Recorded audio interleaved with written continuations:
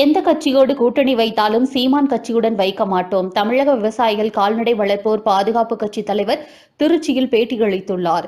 கால்நடை வளர்ப்போம், விவசாயம் காப்போம், மண்ணையும் காப்போம், மக்களையும் காப்போம் என்ற வார்த்தையை தாரக மந்திரமாக கொண்டு தமிழக விவசாயிகள் கால்நடை வளர்ப்போர் பாதுகாப்பு கட்சி என்ற புதிய கட்சி துவங்கப்பட்டு கட்சியின் கொடி அறிமுகம் செய்யப்பட்டது.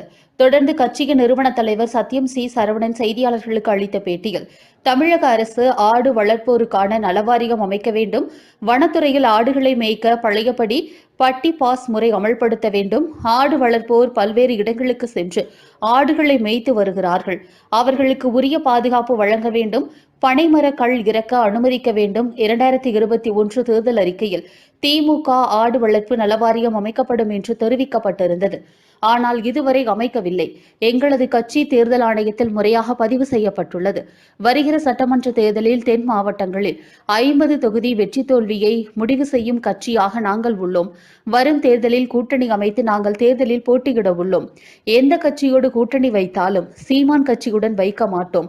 அவர் ஆடு மாடு என்று சொல்லும் போலி அரசியல்வாதி என்றும் கிருஷ்ணரை இழிவுபடுத்துகிறார். மேலும் மாட்டுக்கறி உண்பதை ஊக்கப்படுத்துகிறார். வழக்கறிஞர்களுக்கான பாதுகாப்பு சட்டம் இயற்றப்பட வேண்டும். விவசாய கடன் தள்ளுபடி செய்ய வேண்டும்.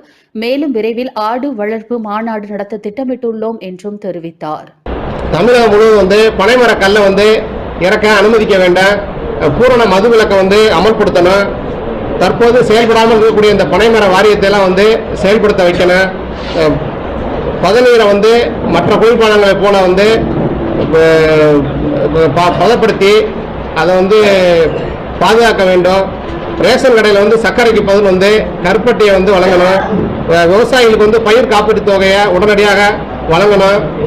ரேஷன் இது பாக்கெட் பால் தயாரிக்கும் நிறுவனங்களை உடனடியாக இழுத்து மூட வேண்டும்.